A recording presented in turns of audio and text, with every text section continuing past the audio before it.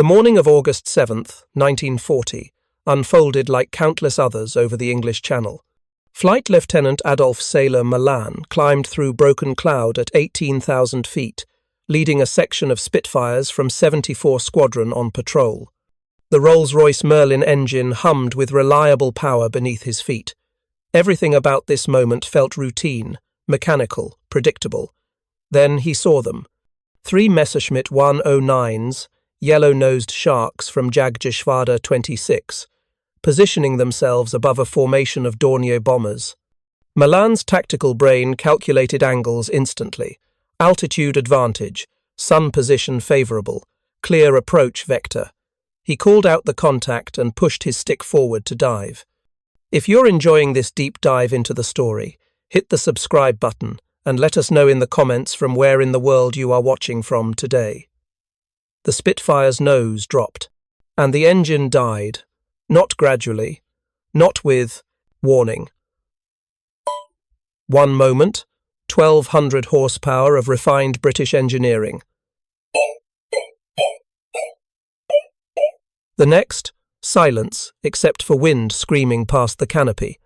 The propeller windmilled uselessly as gravity dragged his fighter earthward. Below him, the Messerschmitts had already begun their escape dive, their Daimler-Benz engines roaring at full throat, while Malan's Merlin sputtered and coughed like a drowning man. This wasn't mechanical failure. This was design limitation, and it was getting British pilots killed every single day. The Supermarine Spitfire, arguably the most beautiful fighter aircraft ever conceived, possessed what should have been a fatal flaw. Understanding how British pilots turned this weakness into a devastating weapon requires understanding the machine itself, the enemy it faced, and the brilliant minds who refused to accept that engineering problems couldn't have tactical solutions. The year 1940 found Britain standing alone against Nazi Germany. France had fallen. The Low Countries were occupied. The British Expeditionary Force had barely escaped annihilation at Dunkirk.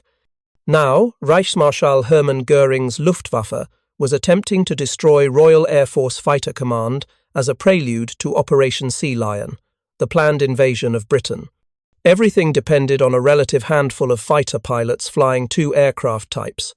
The Hawker Hurricane, solid and reliable, bore the brunt of bomber interception duties. But the Supermarine Spitfire, designed by the dying genius Reginald Mitchell, represented Britain's best answer to Germany's technological edge. Mitchell had died of cancer in June 1937, never seeing his creation prove itself in combat. His chief engineer, Joseph Smith, continued refining the design, but Mitchell's original vision remained evident in every curve and surface. The elliptical wing wasn't just aesthetically pleasing. It provided optimal lift distribution while minimizing drag.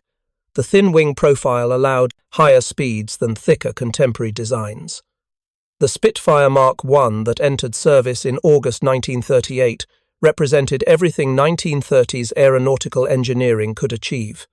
Its Rolls-Royce Merlin Mark II engine produced 1,030 brake horsepower at takeoff, driving a fixed-pitch wooden propeller that later variants would replace with constant speed units.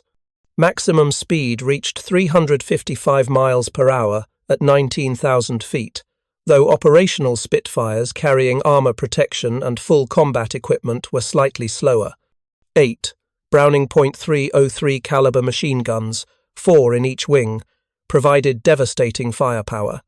Each gun carried 300 rounds, giving approximately 15 seconds of sustained fire.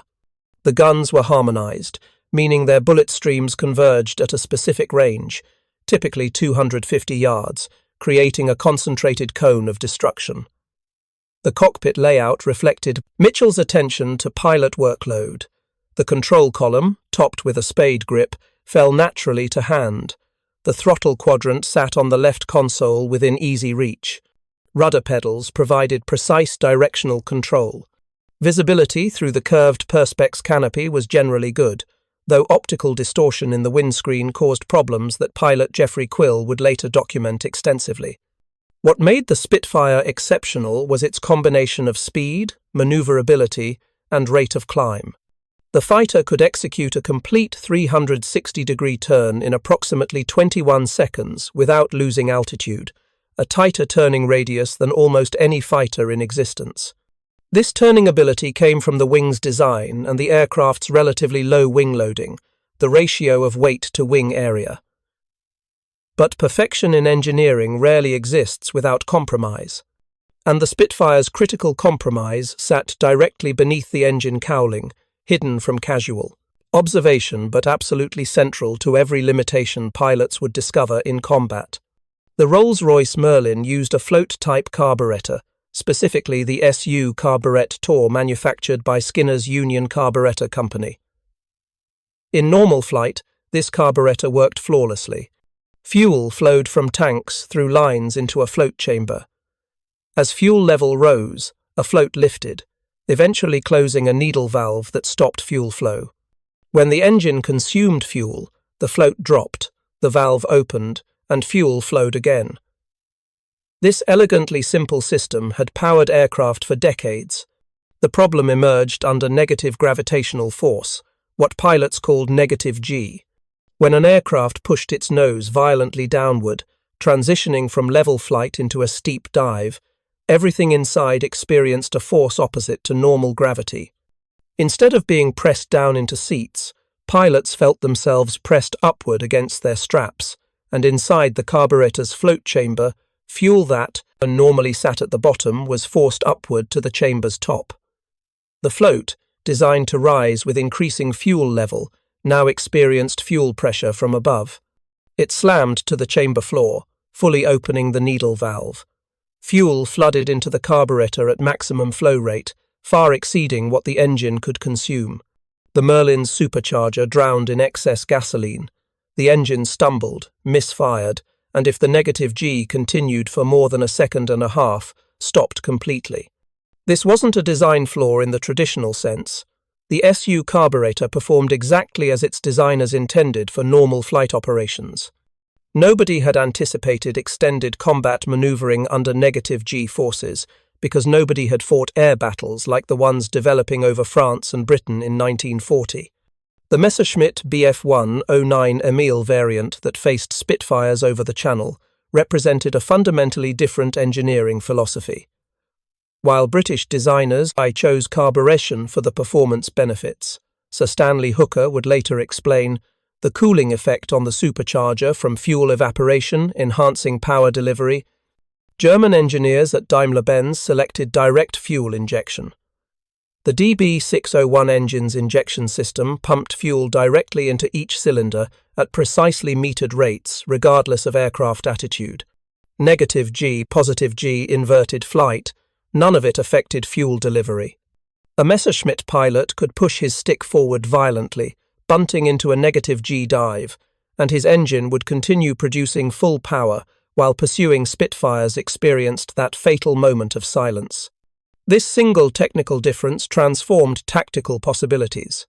In early engagements over France during the Dunkirk evacuation in May and June 1940, Luftwaffe pilots quickly discovered they possessed an escape option British pilots couldn't match. When a Spitfire got on your tail, you simply pushed forward hard, bunted into a dive, and listened to your fuel-injected engine sing while the pursuing British fighter's Merlin coughed and died.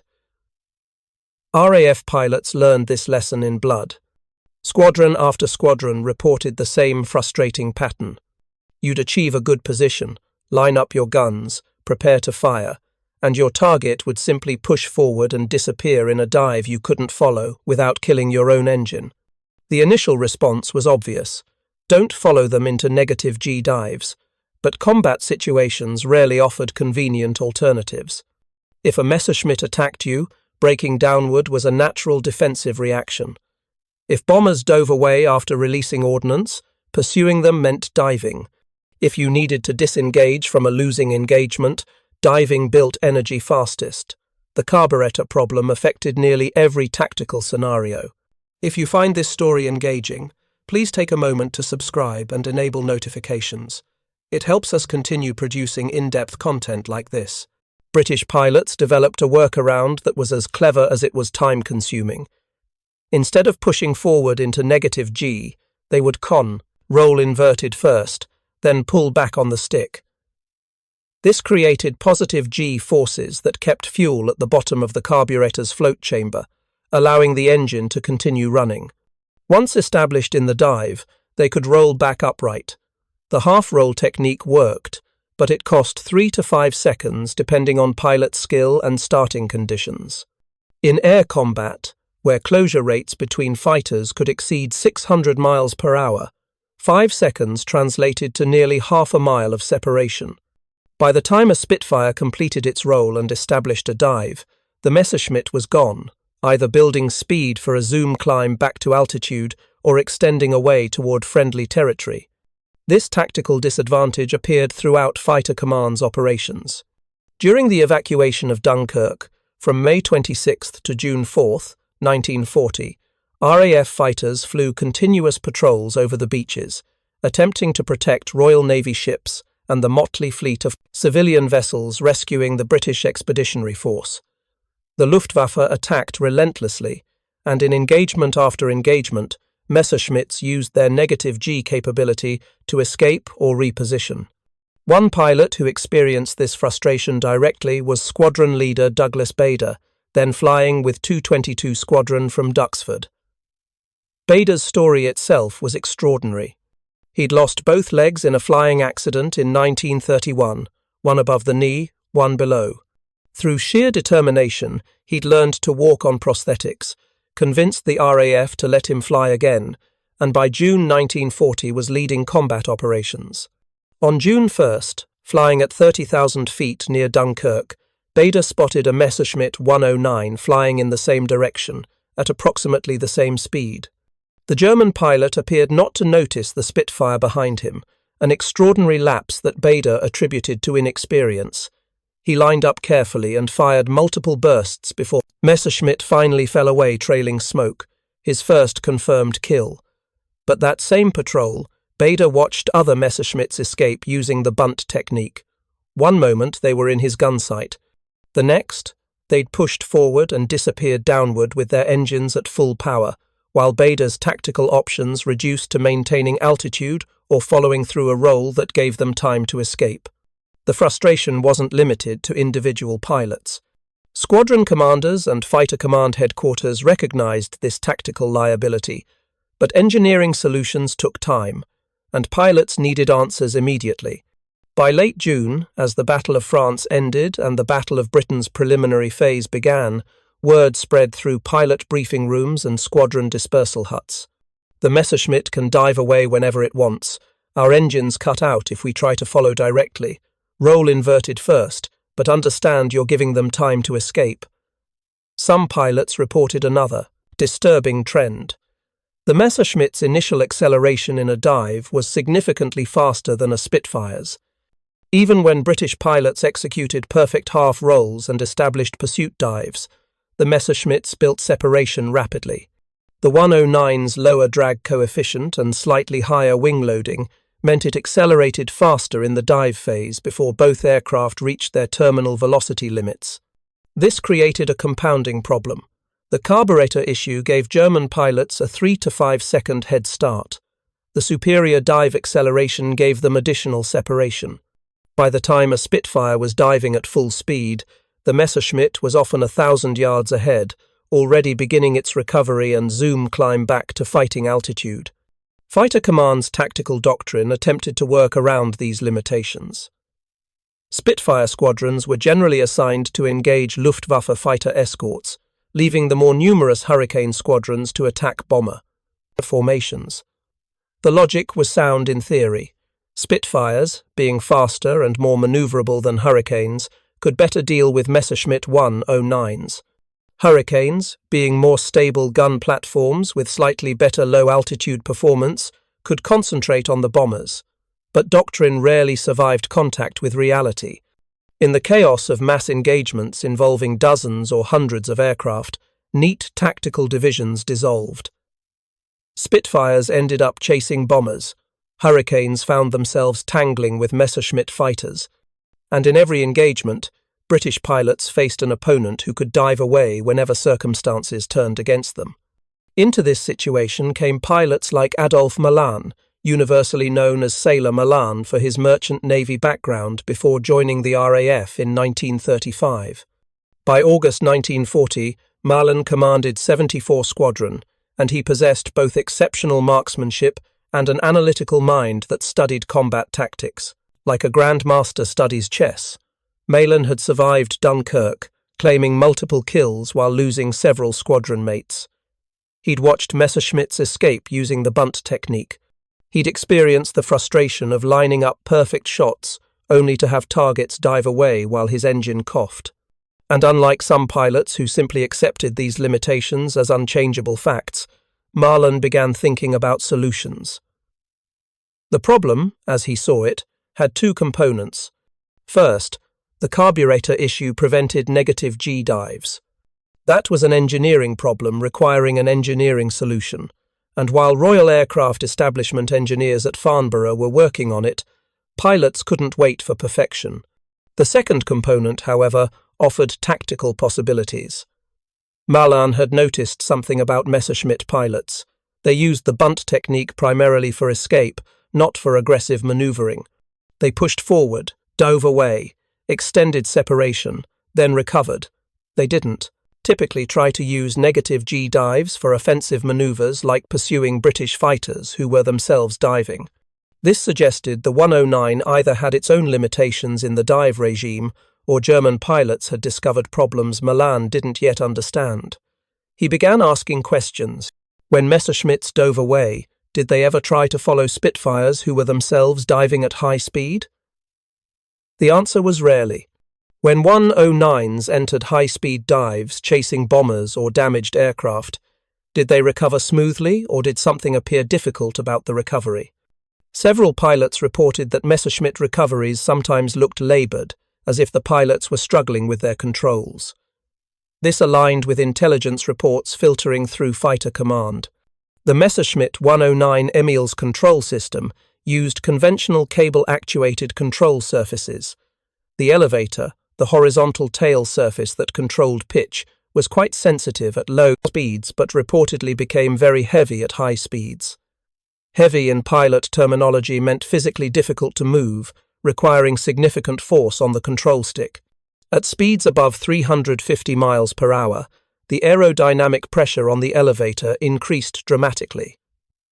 Moving the control surface against that pressure required strength, and the 109's cockpit was famously cramped, with limited room for pilots to brace themselves.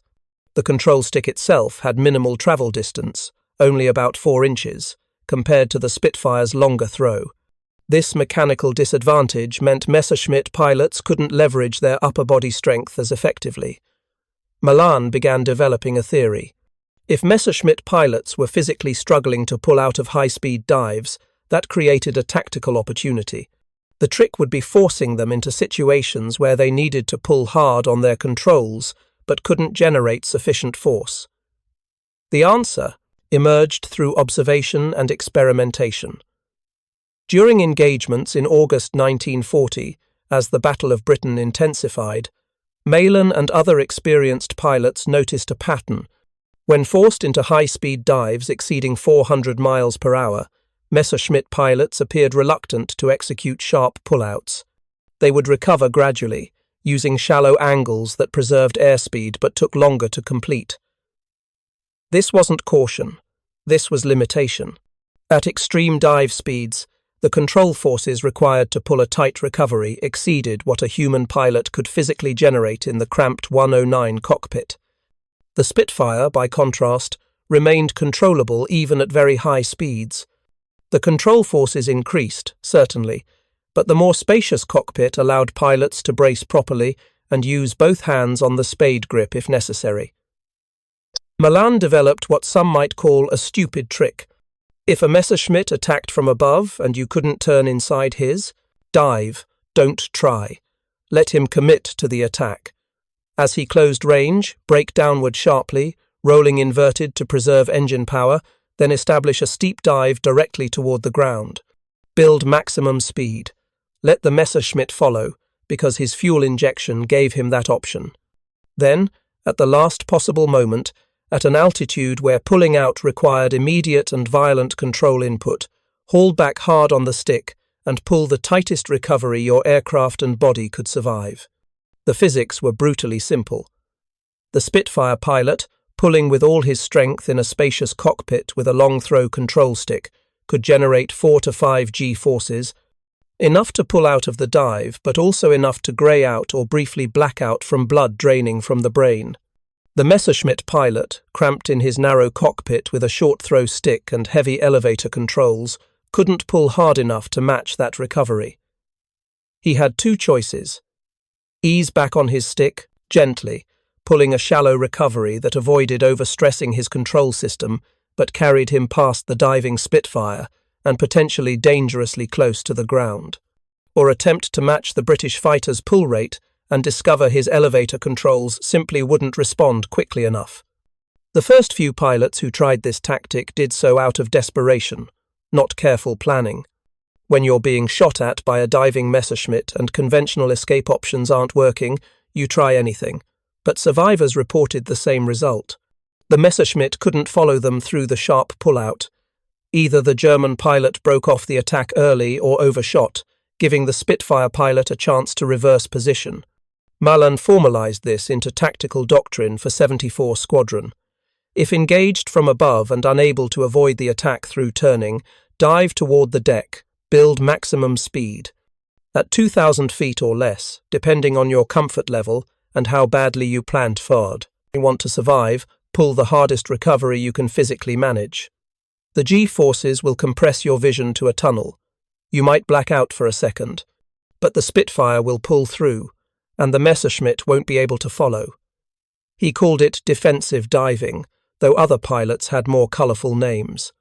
Some called it the death dive, because pulling out at the last moment required absolute commitment and precision. Others called it the stupid trick, acknowledging that deliberately diving toward the ground while being chased by an enemy fighter violated every survival instinct. But it worked, and as August gave way to September, as the Luftwaffe escalated its attacks on British airfields and then shifted focus to bombing London, more pilots learned the technique. Squadron commanders briefed it during morning readiness sessions. Veteran pilots demonstrated it to new replacements. The tactic spread through fighter command like a virus, each successful use proving its validity. The technique had variations. Some pilots preferred diving toward clouds or terrain features that might confuse pursuing German pilots. Others used the sun angle, diving in directions that forced attackers to look directly into glare. The most aggressive pilots would actually bait Messerschmitts into diving after them, feigning damage or lack of awareness, then executing the sharp recovery that left the German pilot overshooting. Douglas Bader adopted this tactic enthusiastically. By August, Bader commanded 242 Squadron, a primarily Canadian unit that had suffered heavy losses in France but was rebuilding under his aggressive leadership. Bader's prosthetic legs gave him an unusual advantage in high-G maneuvers. While other pilots struggled with blood draining from their heads during violent pullouts, Bader's legs couldn't accumulate blood, giving him slightly better G tolerance. On August 30th, 1940, 242, Squadron engaged a large formation of Luftwaffe bombers escorted by Messerschmitt fighters. During the confused engagement, Bader found himself in exactly the situation Malan had described, a 109 diving on him from above with altitude and speed advantage. Instead of attempting a turning fight, Bader rolled inverted and dove, building speed past 350 miles per hour. At approximately 1,500 feet, he pulled back hard, the G-forces compressing his vision, his Spitfire groaning but responding. The pursuing Messerschmitt couldn't match the recovery rate. It shot past, now in front of Bader and at lower energy state. Bader reversed, got on the German's tail, and fired a burst that sent the 109 down trailing smoke. 1 of 12 kills 242 Squadron claimed that day. By September, Luftwaffe pilots were reporting to their intelligence officers that British fighters were using what they called Selbstmord-Taktik, suicide tactics, deliberately diving toward the ground to escape pursuit. German fighter commanders warned their pilots not to follow British fighters into low-altitude stern chases. because the British had developed some technique for executing impossibly tight recoveries. The irony wasn't lost on RAF pilots. The supposedly superior German fighter, with its advanced fuel injection system that should have made it dominant in the dive regime, was being outmaneuvered by British pilots, exploiting the very limitation that fuel injection was supposed to eliminate. The Messerschmitt's heavy elevator controls at high speed, a consequence of its relatively small control surfaces and high wing loading, had become a tactical liability more serious than the Spitfire's carburetor problem. But the carburetor problem hadn't gone away. Pilots were learning to work around it using the inverted roll technique and exploiting the 109's control limitations, but the fundamental engineering weakness remained. Every engagement required pilots to remember, don't push. Forward, roll inverted first. In the chaos of combat, with adrenaline flooding systems and decisions measured in fractions of a second, that requirement cost lives. At the Royal Aircraft Establishment at Farnborough Airfield in Hampshire, a remarkable woman was working on a solution that would change everything. Beatrice Shilling, universally known as Tilly, represented everything contradictory about British engineering culture in 1940. She was a woman in a field dominated by men, a motorcycle racer in an establishment focused on aircraft, and a proponent of elegant simplicity in an organisation that sometimes confused complexity with sophistication. Born in Waterlooville, Hampshire on March 8, 1909, Tilly Shilling had shown mechanical aptitude from childhood. While other girls played with dolls, she spent pocket money on tools and meccano sets. At 14, she bought her first motorcycle and immediately began modifying it. By her 20s, she was racing motorcycles competitively at Brooklands Circuit, eventually becoming one of only 3 women to earn a British Motorcycle Racing Club Gold Star for lapping at over 100 miles per hour. She earned a bachelor's degree in electrical engineering, followed by a master's in mechanical engineering, extraordinary achievements for a woman in the 1930s.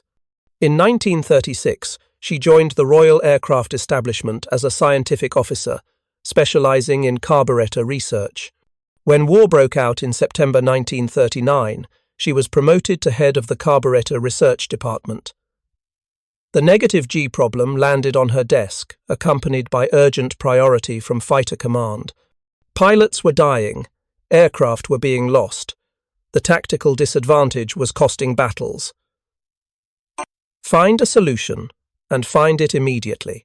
Rolls-Royce, the Merlin engine's manufacturer, had attempted fixes.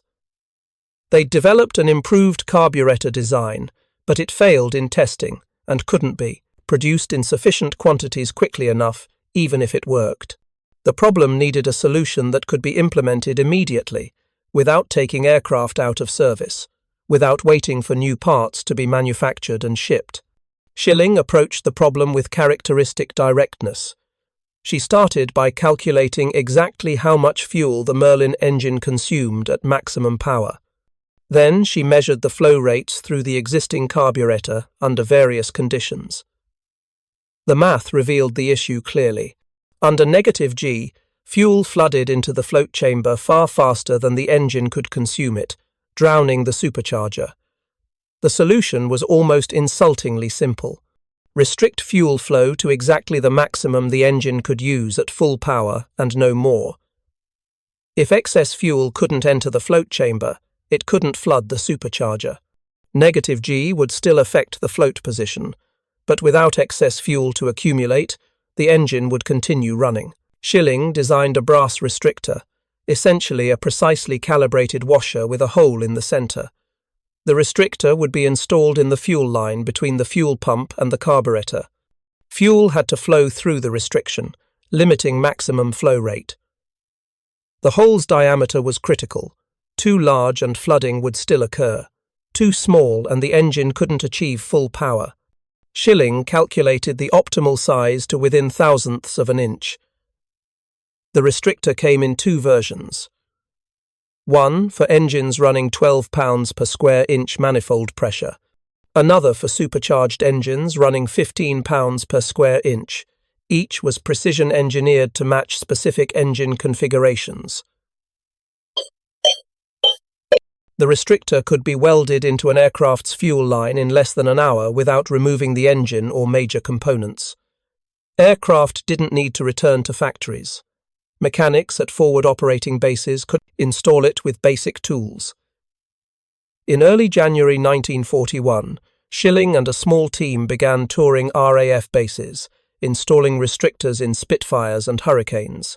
She travelled by motorcycle, typically riding her Norton through blacked-out Britain, carrying tools and a bag of brass restrictors.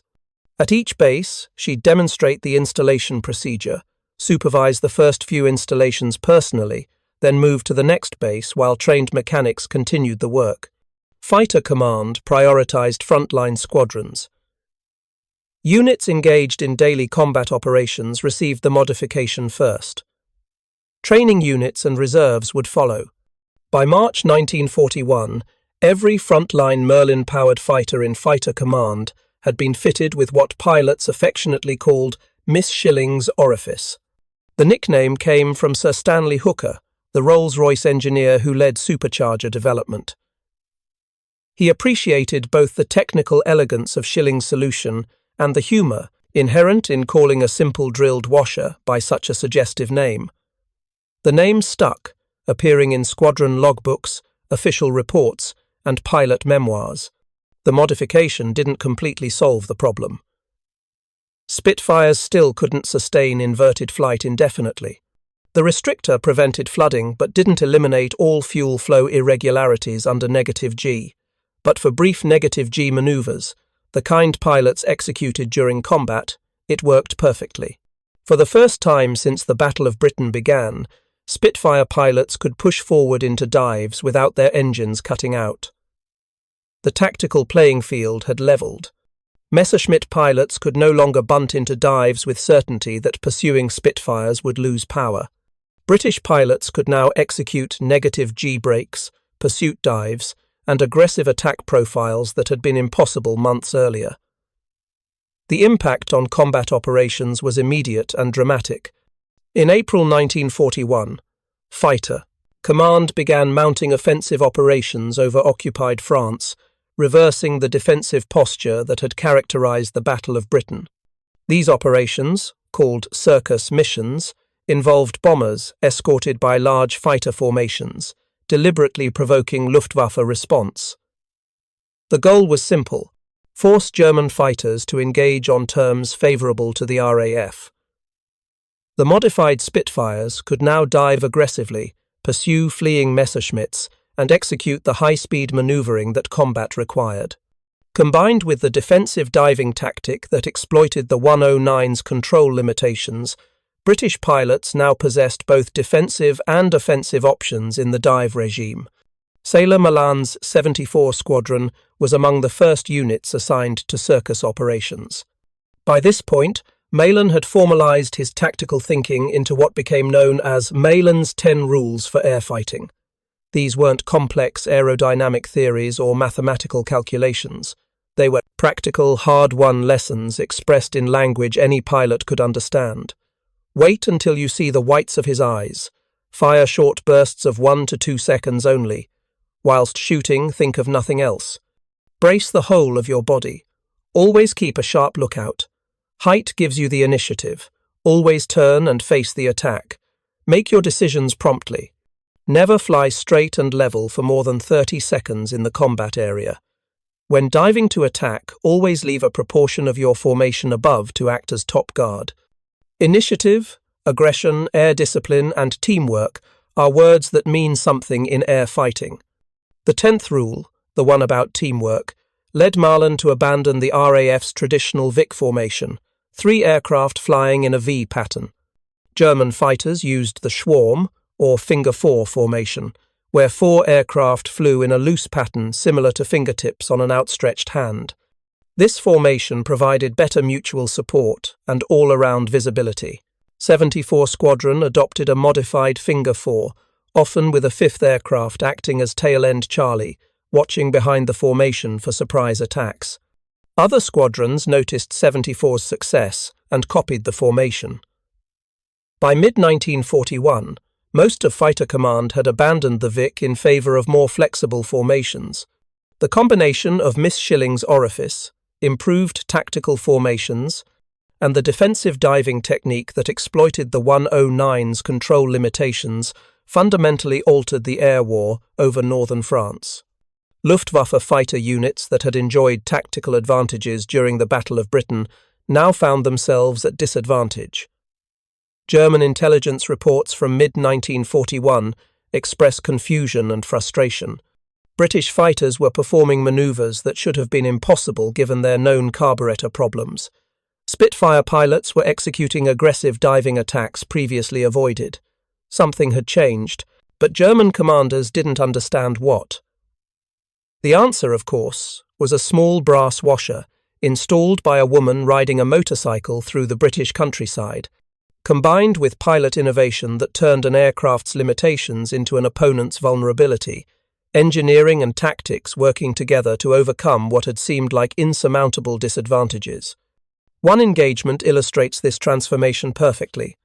On May 7, 1941, Douglas Bader led the Tangmere Wing, 3 full squadrons of Spitfires, on a fighter sweep over northern France. The mission was simple: find German fighters and destroy them. Bader's tactics were characteristically aggressive: climb to altitude, penetrate deep into enemy territory, force engagement on favourable terms. At 25,000 feet over the French coast, Bader's formation encountered a group of Messerschmitt 109s, the latest variant with improved performance.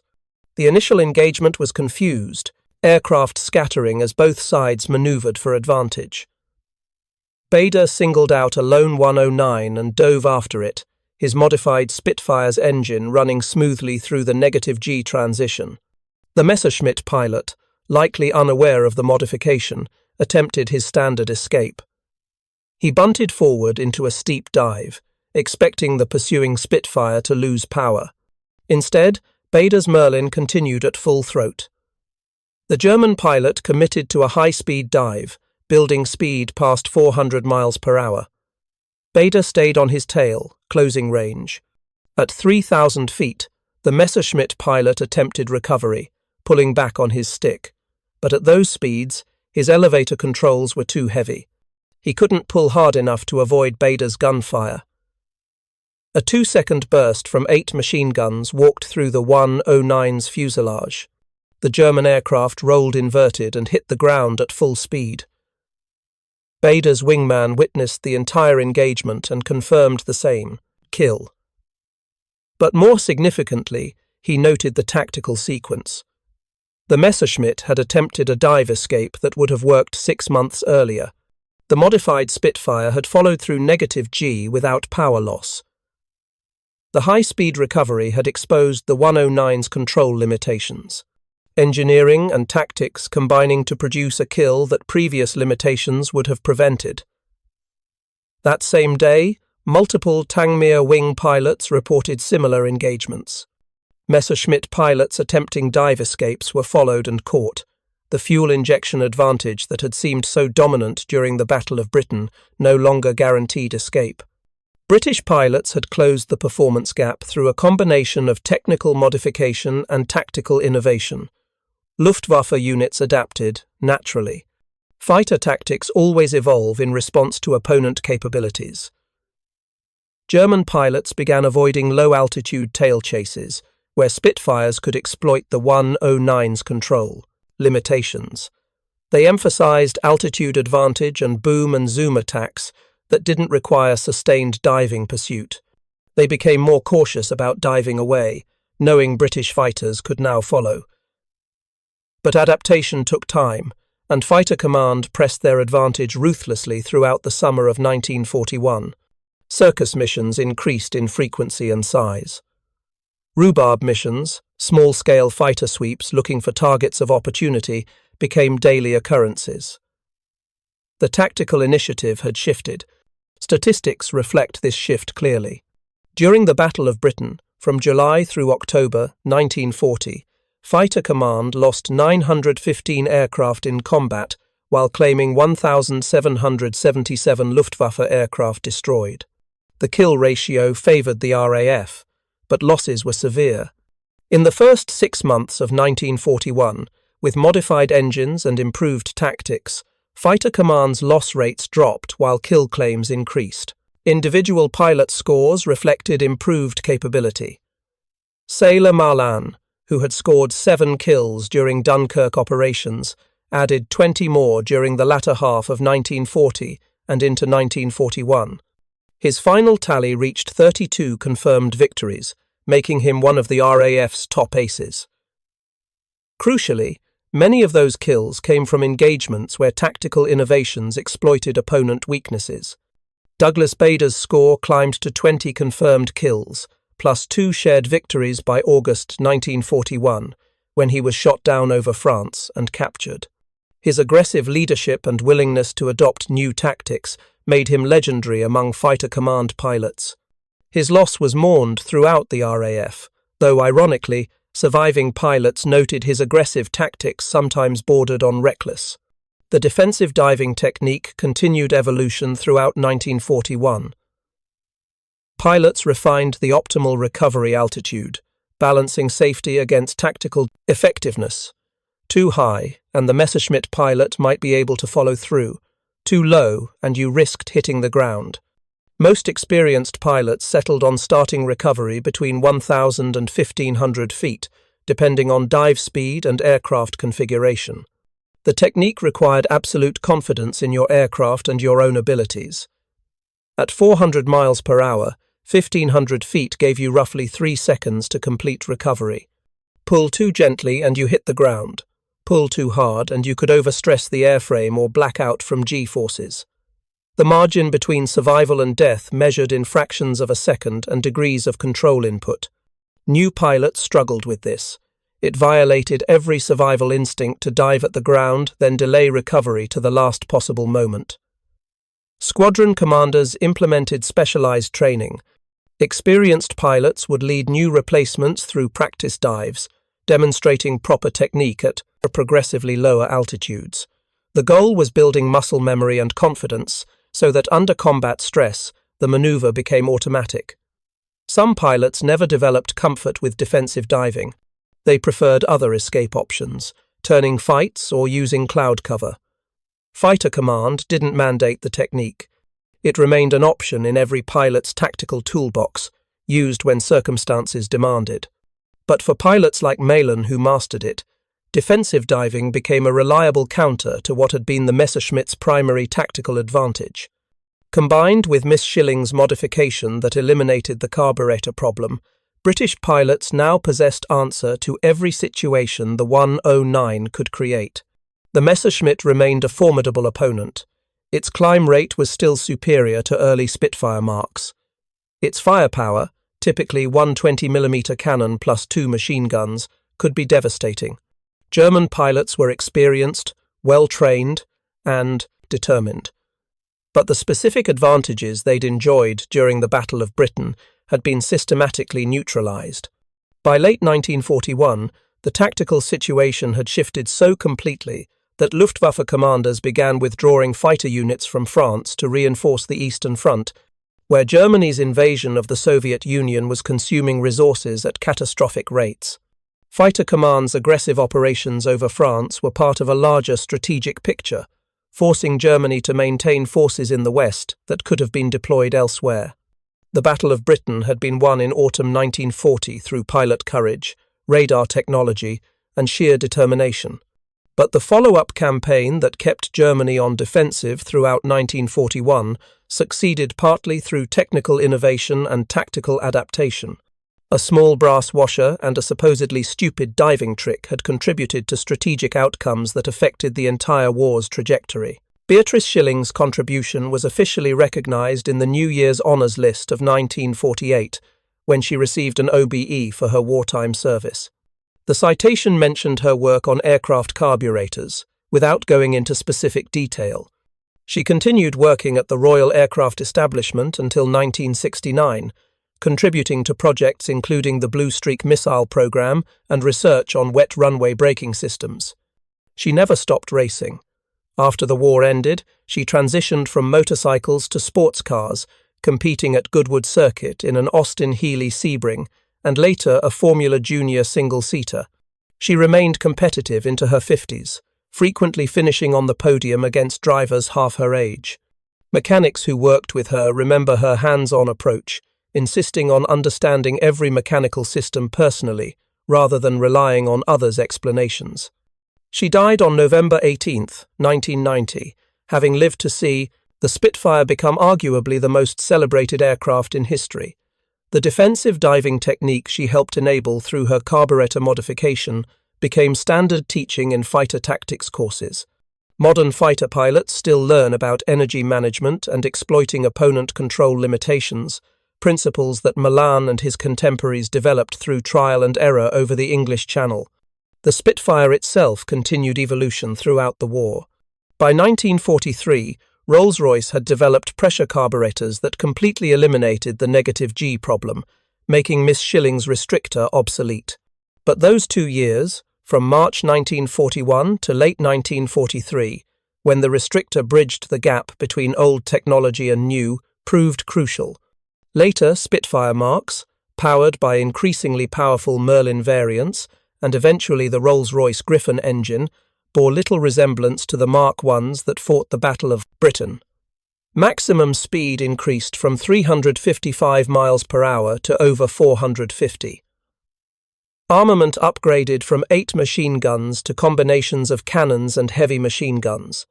But the basic airframe, Mitchell's elliptical wing and elegant design, remained recognizable throughout. The Supermarine Spitfire is the only British fighter that remained in continuous production throughout World War II. By the time production finally ended in February 1948, over 20,000 examples of all variants had been built. The aircraft served on every front where British forces fought, from the frozen skies over Russia to the tropical heat of the Pacific. But it was over the English Channel and northern France in 1940 and 1941, when the outcome of the entire war hung in balance, that the Spitfire proved its worth against an opponent that should have been superior. The Messerschmitt 109 was faster in the climb, could dive away, using fuel injection, and carried heavier firepower. Yet British pilots found ways to neutralize each advantage. The defensive diving technique, that supposedly stupid trick of diving toward the ground, then pulling the hardest recovery physically possible, exploited the 109's control limitations so effectively that German pilots began avoiding situations where it could be used against them. Miss Shilling's orifice, a simple brass washer, eliminated the carburetor problem that should have made the entire technique impossible.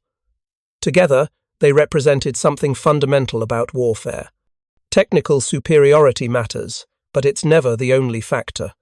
Tactical innovation, pilot skill, institutional willingness to adapt, and engineering elegance can overcome what seem like insurmountable advantages. The Germans had fuel injection. The British had Tilly Shilling riding a motorcycle through the countryside with a bag of drilled washers. The 7 Messerschmitts that various RAF pilots destroyed in 12-minute periods during specific engagements weren't destroyed by superior technology. They fell because British pilots had learned to turn their aircraft's weaknesses into opponent vulnerabilities.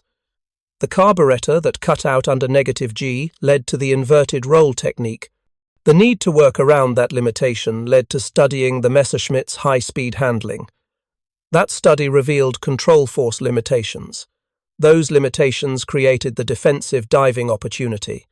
Every tactical innovation emerged from pilots refusing to accept that their equipment's flaws predetermined outcomes. Malan could have simply avoided diving engagements. Instead, he studied exactly why the Messerschmitt seemed reluctant to follow British fighters through sharp recoveries at high speed. Bader could have flown conservatively, preserving his aircraft and his life. Instead, he tested the limits of what the Spitfire could survive, discovering just how hard you could pull at 400 miles per hour before blacking out. Their willingness to experiment, combined with Shilling's engineering solution to the carburetor problem, created tactical capabilities that shifted the air war's entire character. By summer 1941, Luftwaffe commanders knew they'd lost their technical edge. They still had good aircraft and skilled pilots, but the specific advantages that had made the Battle of Britain close run were gone.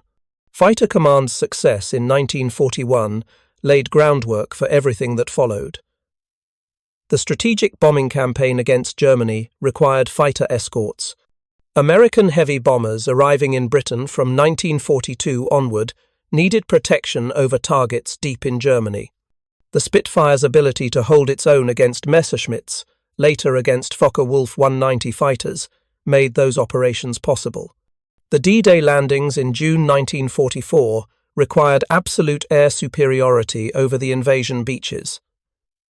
By that point, Fighter Command and its American counterparts had so completely dominated Luftwaffe fighter forces that German pilots barely contested the invasion.